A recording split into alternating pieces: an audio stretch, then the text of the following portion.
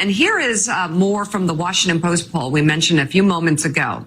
The latest Washington Post ABC News Ipsos poll finds that 2/3 of U.S. adults want President Biden to step aside and let someone else run.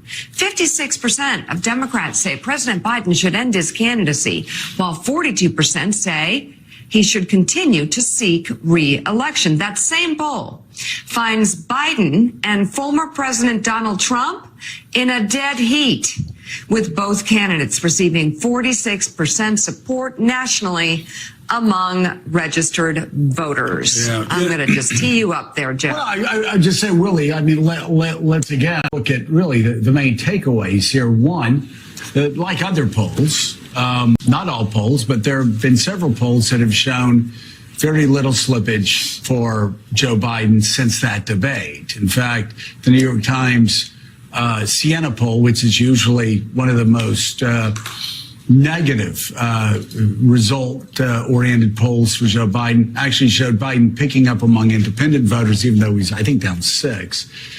This Washington Post poll shows 2/3 of Americans think Joe Biden should get out of the race because he's too old, and yet he is tied with Donald Trump, 46% to 46%.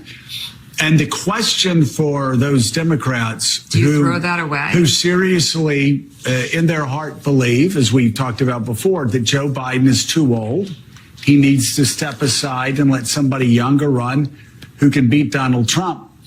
How do you push somebody out of the White House who won the primary, every primary contest, 90% of the votes, 90% of the delegates, and is a couple of days away from being voted, I think online, a couple of days away of being voted the party's nominee, especially when you have a poll that shows he's dead even and other polls that show he does better than any other Democrat lined up against Donald Trump.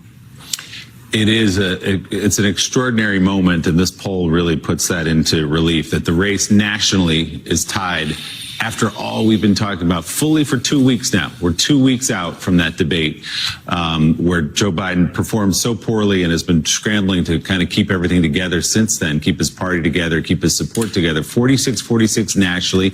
We will say again, some of the battleground state polls, the ones that really matter, have seen Donald Trump increase his margins there a bit since the debate.